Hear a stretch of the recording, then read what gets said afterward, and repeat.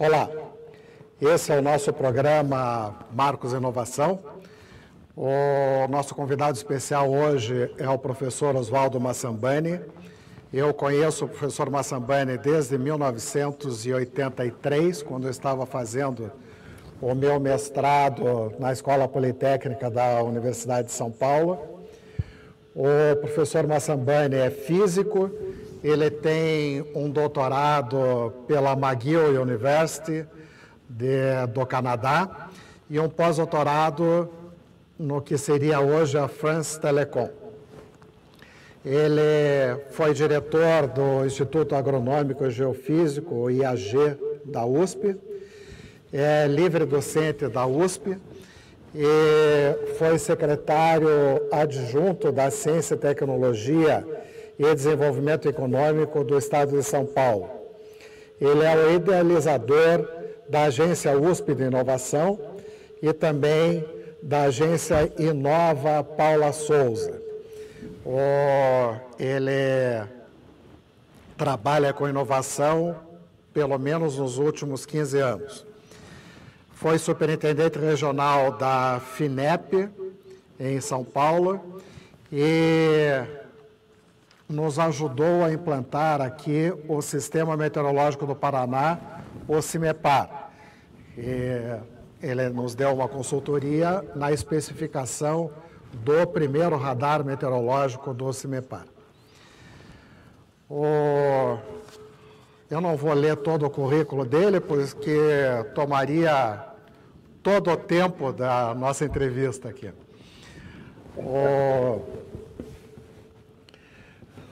Vamos à primeira pergunta.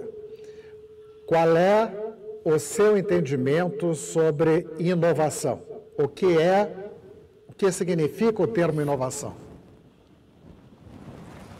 Bom, primeiro, Marcos, eu queria dizer da minha alegria de estar aqui participando desse programa importante que você lidera aí no Paraná e me dá uma oportunidade muito agradável de rememorar os tempos em que estivemos juntos desde, como se disse, 1983. Essa sua pergunta, Marcos, eu acho que é um ponto fundamental, ou seja, é um marco fundamental, porque inovação, ela consiste essencialmente na introdução de novidade no processo produtivo e no social. E essa novidade pode ser um produto, um bem ou um serviço ou em processo. O ponto fundamental da inovação é que ele beneficia as pessoas. Quer dizer, toda inovação tecnológica, seja uma inovação radical ou um aperfeiçoamento, o objetivo central é trazer bem, melhorar a qualidade de vida para as pessoas. Do ponto de vista do setor produtivo, ele, na realidade, significa monetizar o produto ou o serviço, né, o bem ou o serviço que traga riquezas, quer dizer, ele traga recursos.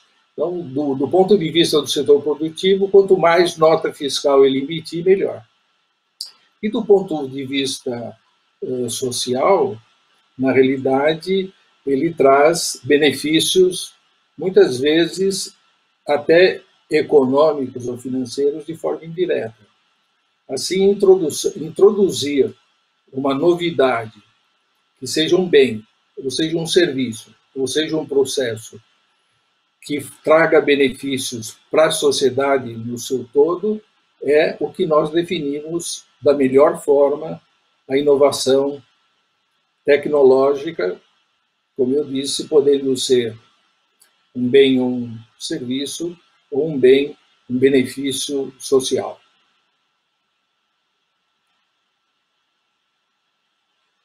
Grandes empresas tecnológicas americanas, tipo Apple, Microsoft, Amazon, elas estão todas instaladas nos campos das universidades. elas trabalham em conjunto com as universidades e elas produzem, como consequência, inúmeras patentes. Poucas empresas tecnológicas americanas produzem mais patentes do que o Brasil inteiro. O que acontece aqui conosco? Qual é a nossa dificuldade em inovar? Bem, o primeiro é que nós não temos uma relação direta entre patenteação, entre o patentear e o inovar. Na realidade, é muito importante você fazer a proteção do conhecimento que você gera. No ambiente das universidades, nós denominamos o que chamamos de Science-Driven Innovation, a inovação que é guiada pela ciência. No mercado, nós chamamos de Market-Driven Innovation, ou People-Oriented Innovation, do ponto de vista de benefícios diretos para as pessoas, ou centrado nas pessoas. Evidentemente, hoje, no mundo, a proteção do conhecimento é uma necessidade. Os Estados Unidos têm um nível de proteção de patenteamento enorme. A China e todos os países desenvolvidos patenteiam muito. E na realidade, a patente que é produzida pelas grandes empresas, nesses países, elas são patentes que protegem o conhecimento que foi gerado nesse ambiente da empresa e protege também produções que são geradas no ambiente da universidade. Evidentemente, quando você faz Science-Driven Innovation, o que precisa, você protege essa propriedade, mas você tem que alavancar esse conhecimento para que ele seja prototipado, para que ele entre em escala de produção, que ele, de fato, se torne um bem ou um serviço útil para a sociedade. Na realidade, quanto mais ágil são as instituições para proteger o seu conhecimento, para fazerem o seu protótipo e introduzirem na linha de produção, mais rápido a sociedade recebe essa inovação gerada, seja oriunda da Science-Driven Innovation, oriunda do Market-Driven Innovation. O problema que nós temos, basicamente no Brasil, é que a maior quantidade de patentes hoje são produzidas na universidade. E elas estão sendo produzidas, mas não estão tendo o próximo passo. Elas não são transformadas em protótipo e lançadas no mercado. De modo que esse processo, o ciclo de geração da propriedade intelectual, seja ela propriedade industrial, seja uma patente, um modelo de aprimoramento de sistemas, ela requer investimento para você alavancar essa propriedade para dentro do mercado. Aqui, nós temos tido pouca ênfase na produção de patentes pela indústria. A maior parte da produção de patentes e publicação de patentes no Instituto Nacional da Propriedade Industrial é, nominalmente, as universidades. Entretanto, as universidades per si não têm as condições de dar o passo seguinte para colocar esse conhecimento em produção e virar um produto que seja ofertado no mercado. É evidente que os países desenvolvidos aprofundaram muito mais essa cultura da inovação e a ênfase no empreendedorismo faz com que, na realidade, aquelas propriedades protegidas são levadas à instância de colocação no mercado. Vale do Silício, ou vários outros pontos de concentração de inteligência, que são muito vigorosos na produção da inovação, levando ao mercado. O que precisa aqui no Brasil, e tem crescido muito, o movimento pró-empreendedorismo, tanto nas universidades, como no setor empresarial, mesmo na situação que estamos passando da pandemia, tem crescido muito a ênfase de transformação de ideias em produtos. Isso é muito bom, né? Outra coisa, outro fator importante, determinante também, é o capital investidor, o capital empreendedor. Recursos que fazem a alavancagem das ideias, transformando-as em produtos que alcançam o mercado. Os jovens estão cada dia mais interessados em fazer esses desenvolvimentos. E você vê tanto jovens masculinos como femininos, tanto os meninos como meninas, têm se esforçado muito para fazer com que essas ações na sociedade do conhecimento transformem projetos em resultado para a sociedade. Tem havido também um esforço do setor público no Brasil de aportar recursos para projetos inovadores. Nós temos exemplos significativos das fundações de amparo à pesquisa, particularmente aqui em São Paulo, onde a FAPESP tem um papel líder no Brasil para esse tipo de estímulo. Mas nós temos o FINEP, nós temos a Empatia, nós temos o BNDES, e muitos bancos privados já estão estimulando ações importantes para o empreendedorismo. Eu penso, Marcos, que, na realidade, nós estamos numa ascensão para produzir conhecimento e inovação que alcance o mercado, beneficie as pessoas, aumente as riquezas e crie emprego no Brasil de uma forma muito mais pujante do que tem sido feito até agora. Muito bem. Desde que eu conheço, o seu ambiente é a USP, que é a maior universidade do país e que inova muito. Mas será que não existe um ranço das universidades públicas em trabalhar em conjunto com as empresas?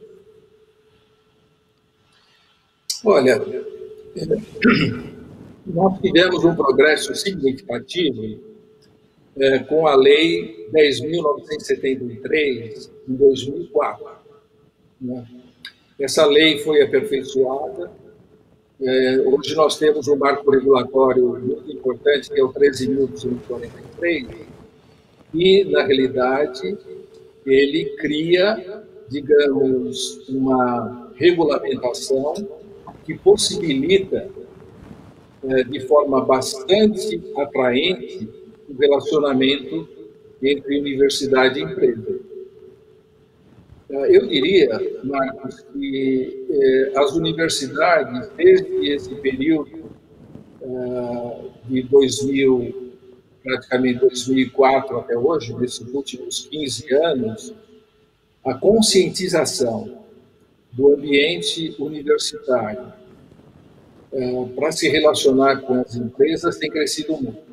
Ele tem crescido nas duas dimensões, na dimensão de estímulo às startups, né? Estimular os alunos para que pensem em soluções, seja no nível da graduação, com seus TCCs, ou seja no nível de pós-graduação, para que transformem os seus projetos em inovação, portanto, levando esse conhecimento à mão da sociedade, né? Como também o relacionamento de pesquisadores e laboratórios que façam a interação com o setor empresarial para resolver problemas técnicos ou tecnológicos. A universidade tem o seu próprio time, você bem sabe, né? Você conviveu aqui conosco na USP por um bom tempo, mas não só na USP, né? Você esteve em Manchester, na Inglaterra, fazendo o doutoramento, depois você esteve no postdoc no MIT. Você viu muito bem que há, dentro desses ambientes acadêmicos, uma busca de pesquisa para novas descobertas, pesquisa buscando novos conhecimentos. Isso é ciência. Isso é bom, isso tem que continuar sendo feito. No Brasil, evidentemente, a USP, Unicamp e a Unesp lideram esse processo. Nós temos outras universidades importantes também fazendo ciência de alto nível, como Federal de Minas Gerais, do Rio de Janeiro e outras, né?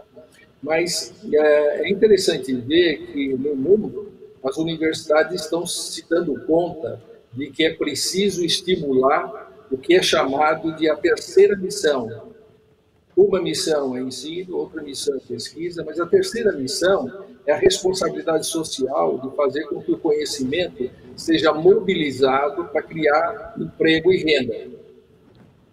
Esse exemplos que eu dei, por exemplo, nos Estados Unidos, no MIT, ou Stanford, ou várias das universidades americanas, a componente de relacionamento com o setor empresarial está numa escala muito elevada. E isso é bom, porque isso faz com que engaje ciência de alto nível para publicações e fazer avançar a fronteira do conhecimento, mas, sobretudo, cria condições de relacionamento com a sociedade, com o setor empresarial, particularmente, para resolver problemas tecnológicos. Recentemente estive nos Estados Unidos e nós vimos como que empresas levam desafios tecnológicos para dentro do ambiente da universidade, fazem um contrato com a universidade para resolver aquele determinado problema. Nesse momento, há um engajamento de um professor, que é, digamos, uma pessoa que tenha competências para atacar aquele problema, que, por sua vez, engaja estudantes do departamento ou do seu entorno para participarem desse processo. E isso, na realidade, é uma fonte de investimento para a universidade, porque essas empresas aportam digamos, para resolver esse problema técnico durante um ano, ele acaba aportando centenas de milhares de dólares para isso. Além disso, ele envolve os alunos, que, por sua vez, acabam terminando uma situação de empregabilidade. Eu acho que o Brasil está evoluindo muito, há uma conscientização crescente, eu acho que isso é muito bom e o Brasil vai avançar nas relações entre a universidade e a empresa de uma forma muito mais rigorosa do que tem sido feito até hoje. Muito bem. E os governos? Os governos têm procurado as universidades para, em conjunto, fazerem projetos? Olha, eu acho que esse é um ponto absolutamente relevante, Marco, porque, de certo modo, é importante que a universidade tenha a sua liberdade, a sua autonomia acadêmica, administrativa e financeira. Mas penso que seria muito importante uma ação mais interativa entre os governos para estimularem que as universidades sejam partícipes na busca de solução para problemas tecnológicos ou problemas sociais, né? O governo precisa fazer mais do que tem feito, né? Agências de fomento têm um papel importante, mas algumas universidades deveriam ter maior ênfase em suas vantagens competitivas e comparativas, e outras que não têm vantagens competitivas, eles teriam que estar trabalhando muito mais pró-desenvolvimento regional, né? Tem muito desenvolvimento regional carente no Brasil, que a universidade podia estar mais presente. E aí eu concordo com você que era preciso uma articulação muito mais íntima, digamos assim, dos secretários de desenvolvimento e as universidades, para estabelecer uma agenda de priorizações e estratégias do desenvolvimento regional, na qual a inteligência da universidade poderia estar muito mais presente e conduzindo a um desenvolvimento mais vigoroso e mais, digamos, no estado da arte. Tem havido contatos dessa natureza, eu acho que tem progredido muito isso no Brasil, mas eu penso que agora é o momento próprio, adequado, para, pós-pandemia particularmente, haver um estímulo ainda mais forte no sentido de que as universidades, os laboratórios, os pesquisadores contribuam de forma mais ativa na solução de problemas em prol do desenvolvimento. Muito bem. Na sua condição de idealizador da agência USP de Inovação, como é que funciona essa agência? Para terminar. Olha, essas leis que eu mencionei, elas estabeleceram a estrutura dos núcleos de inovação tecnológica. O núcleo de inovação tecnológica é o princípio ativo, digamos assim, da estratégia que dentro da universidade se desenvolva políticas de inovação, como estímulo ao empreendedorismo, a transformação de science-driven innovation para o mercado, a transformação de patentes em inovação. E o nome fantasia para esse princípio aqui, para os núcleos de inovação tecnológica, são as agências de inovação. Nós desenvolvemos esse conceito, particularmente aqui em São Paulo, mas ele se irradiou para o Brasil todo. Todas as universidades têm o seu núcleo de inovação e muitos deles são chamados agências de inovação. A agência de inovação, ela foi, na realidade, idealizada e criada para que ela estruturasse e ajudasse a reitoria da universidade, os órgãos colegiados da universidade, a terem, digamos, processos regulatórios harmônicos às leis de inovação dentro da universidade, para fazer com que esse processo tenha vigor interno no ambiente. As agências de inovação, particularmente aqui em São Paulo, das universidades aqui em São Paulo, ou mesmo aí no Paraná, são entidades, em geral, vinculadas ou à Pró-Reitoria de Pesquisa ou ligadas diretamente à reitoria, e aí eles têm programas, desenvolvem programas para auxiliar os professores a fazer essa mobilização do conhecimento em levar a ciência da bancada no mercado, a estimular os professores a fazer com que os alunos transformem os seus projetos em novos negócios, em criação de startups, e há oportunidade para fazer isso em todas as áreas do conhecimento. Se você fazer isso nas engenharias, como também na física, na química, na farmácia, enfim, todas as ciências da Terra, as ciências exatas e mesmo as ciências da vida têm oportunidade significativa para fazer essa transformação. Isso é estimulado dentro do ambiente das agências de inovação em todas as universidades brasileiras, assim como é no mundo, né?